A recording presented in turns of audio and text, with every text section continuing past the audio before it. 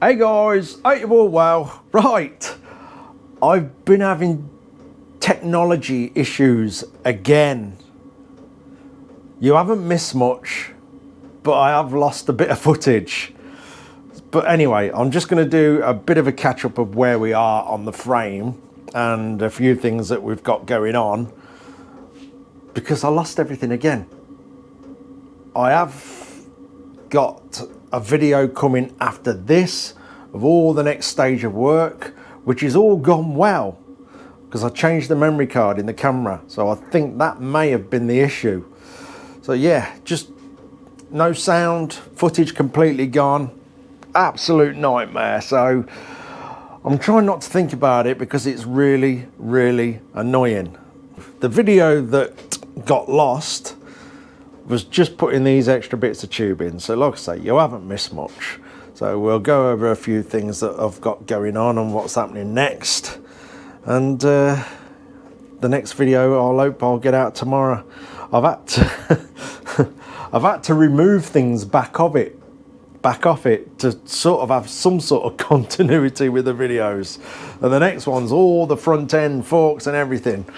I think I actually lost putting the forks in, because I've done that. Yeah, but anyway, we've plenty of work going on in the next one, which I'll try and get out tomorrow.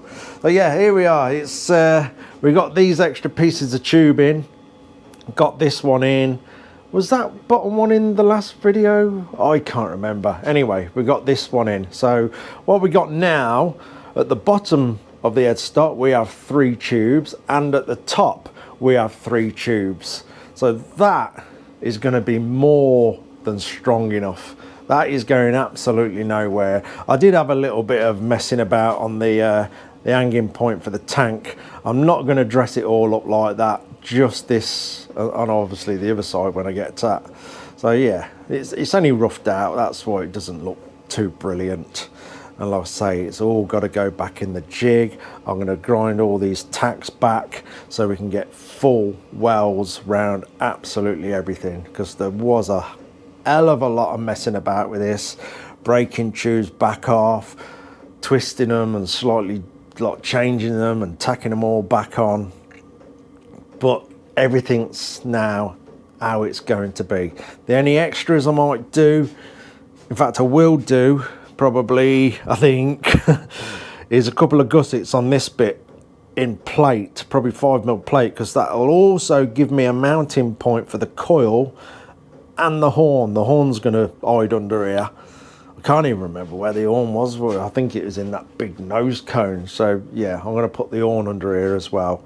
And obviously we've got enough space there for the battery and the electrics.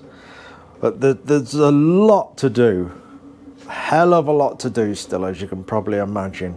Obviously at some point we'll be on to the back end. Oil cooler, so the pipe for the oil cooler is here, so that's I'm gonna put an angle piece on that and then come out with braided, which you won't really see because I think the tank comes down to about here. So all this framework, you know, you ain't really gonna see anything, to be honest. You'll see a bit at the top, but not much. Yeah, oil cooler is going to be up here. I'm going to completely replace all of that side oil line. So I think it's a bit dark around there. I think it's just onto a banjo. So I'm going to get a complete new hose made up and bring that right up and straight into the core. I mean, the cooler. Let's have a look. It sits great with the way these pipes bend out. It's absolutely ideal up there, look. Both sides it's got clearance. Well, what I am going to do with that is bring the brackets off that frame, I'll say it'd be about there, and make a proper little carrier for it, because obviously I want some protection over the front of it. Let's put that down there a minute. Now, you have to excuse me if I have mentioned this. I forget what I've done yesterday. I'm at that age. Yeah, I'm going to make it like a louvered front. Oh, let's have a look. Same as what's on the KTM. That sort of thing. So any direct hits off any debris, if I'm following someone off-road, This will protect the cooler and any debris will glance off it and obviously not pop the cooler. So there'll be something similar to that on this. Obviously I'll make a little box for it with them in. Again, you'll see as we get to that bit. What else we got? Obviously all this pipe still misses nice, this breather. The only thing that I've had to sort of sacrifice, if at any point the alternator needs changing or work, but it's not the end of the world. It's not the end of the world, because obviously with these strengtheners in, it's going to be very difficult to remove that. But I say, but what do you work on these days where you haven't got to move 20 other things to be able to get at the bit you want to replace or repair? So it's normal, I guess. So all you'd have to do with this is put a jack or some sort of lift under the bike, undo these two, jack it up, and that should pivot out the way, change the alternator, back in, drop it back down, slide the bolts in, job done. I don't think that's too much of an issue. I really don't. I prefer the frame to be strong rather than think about how I'm going to change an alternator. Yeah, the top of the list was strength in the frame. I think we're about there with that. Obviously it'll all go back into the jig for welding. All these little bits will be tidied up so we can get full welds all round absolutely everything. But it's getting there. Can't think what else has got to go on there. I've been thinking about crash bars as well. I don't know if I'm going to have any, to be honest. It's got this skid plate on the base, which is really, really strong. I just don't want to. Don't know if I want the clutter of crash bars. If I did do something, it'd be something really, really basic. Really basic. Probably just something that comes off these mounting points here and out and down a tiny bit and back in. I don't know. I don't know. That probably won't happen. We'll see. We'll see.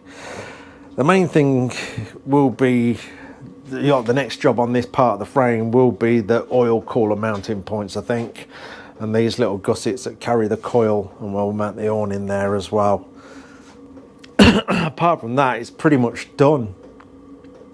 Now the video after this, I've had to remove bits off this bike just so we had some sort of continuity of the progress of the bike. So in the next video, which is all okay, I've not lost anything, you'll see the progress with the front end, with the forks and everything like that. In fact, I think the forks were already in it at the start of the video. But anyway, you're going to see the rest of it in the next video, which I'll try and get out tomorrow. Can't think of anything else. It's just going to keep ploughing forward with it, really. I'm looking forward to getting onto the back end. Obviously, the rear end. It's good to have the KTM sat there, actually. Because we're sort of doing a slightly beefier version of a motocross bike sort of thing. So yeah, my back end's going to have a plastic mudguard, obviously in white. These side panels, I'm going to make some like small versions of it, so it's more of a sort of little side panel come trim, and we'll get some, obviously they'll be all in white, but we're going to get like all the BMW colours throughout the whole bike. Seat, I think I mentioned before, I'm going to make my own seat because I want it to fit nice. It's all well and good buying a seat, but they never fit right, do they? They never fit right. They've always got gaps, or they don't quite sit against the tank nicely. So I'm going to make my own seat pan and go and get it covered with the girls who normally do the bobber seats, and they make a beautiful job. And I'll have some similar sort of style to this, really. It'd probably be a tiny bit wider in this, but nowhere near as wide as what was on it. But there's lots and lots of jobs to go through. Lots. It's like the brake pedal. I'm going to modify that. I found that too low and this very awkward to get to when you're standing up. So I'm going to make the actual pedal part a lot bigger. I may even make a complete new one. We'll see. We'll see as we go along. Yeah, that's it. It's been a monumental job to get to that stage. The hours have just been crazy. I've literally been in here all hours of the day and night getting all this sorted, and I am very happy with it. Like I say, it does look a tiny bit rough and ready at the moment, but obviously when it's finalised and put in the jig and all welded up, it's all going to be spot on. Also, I've been having a nightmare with the front wheel. Oh boy. I was going to do a whole video on truing the wheel up, but that has been an absolute nightmare. I thought it'd be simple. Nope, no chance. And I ended up doing a bit of research on it, and loads of people just saying, forget it, don't touch them. Even BMW, because earlier on these things had problems with spokes coming loose. I even read that if more than 7 spokes have shot out of these things, BMW scrap the wheel. They don't even bother trying to put spokes in and put it right and re-true it. They replace the wheel. And I can see why. It is a pain. It's because of the spoke pattern.